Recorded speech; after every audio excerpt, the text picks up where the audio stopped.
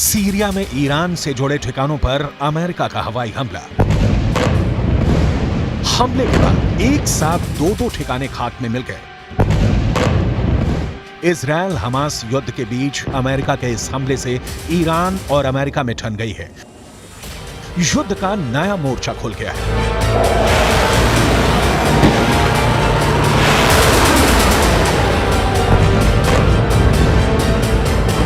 दक्षिण चीन सागर में चीन का लड़ाकू विमान अचानक अमेरिका के विशाल बॉम्बर के सामने आ गया। दोनों के बीच का फासला सिर्फ 10 फीट रह गया था। फिर क्या हुआ? क्या अमेरिका के बॉम्बर से भिड़ गया चीन का लड़ाकू विमान या दुम दबाकर भाग खड़ा हुआ? इसे आगे तफसील से बताएंगे और इस भिड़ंत का पूरा वीडियो भी दिखाएंगे। अभी बस इतना जान लीजिए कि ऐसा कर चीन ने एक बार फिर यह साबित कर दिया है कि वो अमेरिका से लड़ने को तैयार बैठा है। सवाल है, क्या अगर अमेरिका इजरायल के साथ जंग में कूदा तो चीन भी युद्ध में अमेरिका के खिलाफ कूद पड़ेगा? क्योंकि चीन की सेना का दावा है कि बस एक ऑर्डर आएगा और चीन के लड़ाकू विमान ऐसे ही अमेरिका के विमानों से टकराने निकल पड़ेंगे।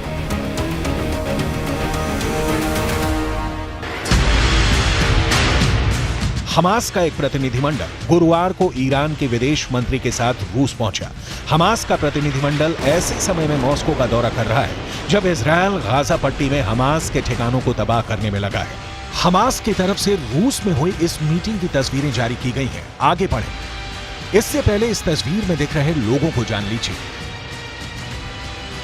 बाएं से पहले है बस्सेम नईम। नईम हमास के इंटरनेशनल रिलेशन हेड है। दूसरे हैं मिखाइल बोगदानोव। ये रूस के उप विदेश मंत्री हैं। मिडिल ईस्ट में पुतिन के विशेष दूत हैं। तीसरे शख्स का नाम है मौसा अबू मरजौक। ये हमास पोलित ब्यूरो के वरिष्ठ सदस्य हैं। दावा किया जा रहा है कि इस मीटिंग को बहुत ही गंभीरता से लेने की जरूरत है, क्योंकि यह नया गठबंधन अमेरिका के खिलाफ युद्ध का ब्लूप्रिंट तैयार कर सकता है।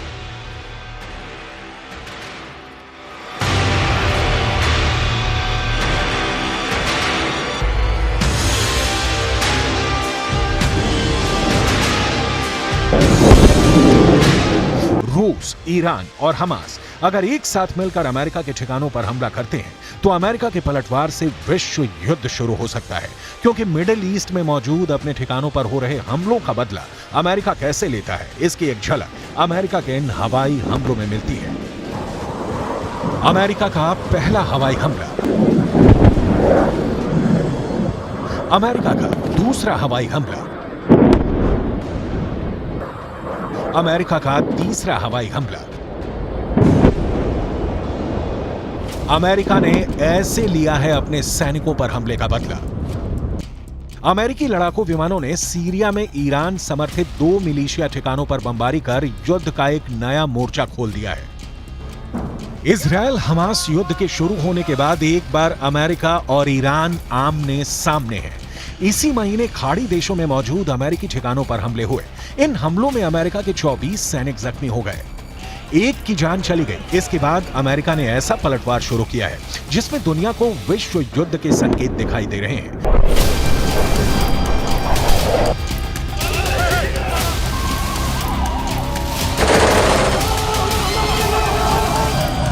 सीरिया और इराक में मौजूद ईरान समर्थित मिलिशिया पर हमला करके अमेरिका ने ईरान को बहुत ही बड़ा संदेश दिया है। अमेरिकी रक्षा सचिव लॉयड ऑस्टिन ने कहा है कि संयुक्त राज्य अमेरिका संघर्ष नहीं चाहता है और आगे की शत्रुता में शामिल होने का उसका कोई इरादा नहीं है, लेकिन अमेरिका की सेना के खिलाफ ये ईरानी समर्थित हमले अस्वीकार्य हैं और इन्हें रोका जाना चाहिए। ईरान अपना हाथ छिपाना चाहता है और हमारी सेनाओं के खिलाफ इन हमले में अपनी भूमिका से इनकार करना चाहता है।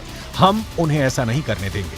अगर अमेरिकी सेना के खिलाफ हमले जारी रहे तो हम अपने लोगों की सुरक्षा के लिए और जरूरी कदम उठाने में संकोच नहीं करेंगे।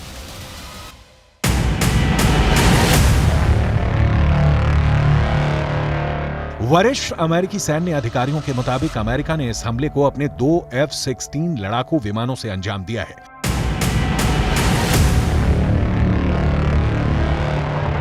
अमेरिका के लड़ाकू विमानों ने उन्हीं ठिकानों पर बारूद बरसाए हैं जिनका इस्तेमाल हाल में अमेरिकी ठिकानों पर हमला करने के लिए किया गया।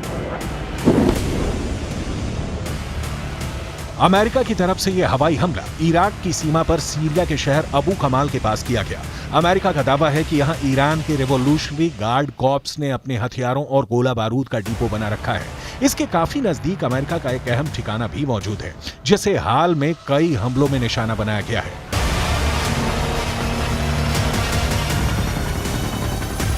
इजरायल हमास युद्ध के फैसले के बाद मिडिल ईस्ट में तैनात अमेरिकी सेना पर हमलों की वारदात बढ़ गई है। अगर अमेरिका मिडिल ईस्ट में ऐसे ही हवाई हमले पर उतर गया तो पूरा खाड़ी धधक उठेगा।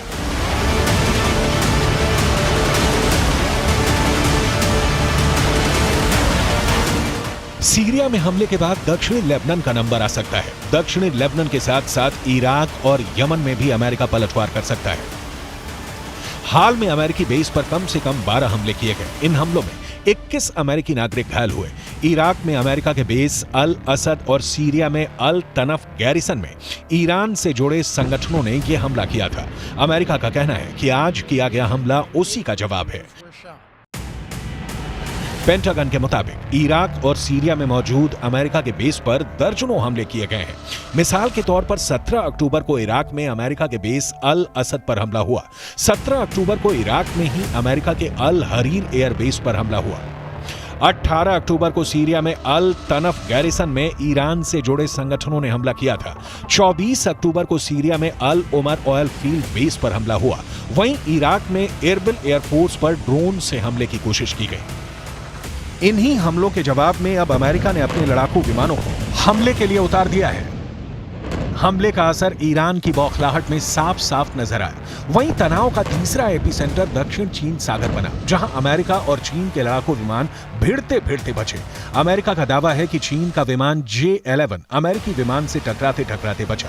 इस भिड़ंत के वीडियो को जारी कर अमेरिका ने कड़ी आपत्ति जताई है। इस वीडियो में साफ तौर पर दिख रहा है कि किस तरह से चीनी विमान पीछे से आकर अमेरिका के B-52 के करीब पहुंच जाता है। चीन का लड़ाकू जेट B-52 बम वर्षक विमान के 10 फीट से भी ज्यादा करीब आ गया था। चीन के लड़ाकू पायलट की ऐसी हरकतों की वजह से दोनों ही जहाज के आपस में टकराने की आशंका बढ़ गई थी। इस करीबी मुठभेड़ को पेंटागन ने आक्रामक करार दिया है। एक तरफ चीन से अमेरिका की भिड़ंत, दूसरी ओर अमेरिका का सीरिया में ईरान समर्थित बेस पर हमला। साथ ही साथ हमास के प्रतिनिधिमंडल का रूस पहुंचना और इजरायल हमास के बीच युद्ध का और बारूदी होना संकेत साफ है। अमेरिका के खिलाफ रूस, चीन और ईरान की घेरेबंदी और बढ़ती जा रही है, जिसका असर इजरायल हमास युद्ध में साफ साफ दिख रहा है।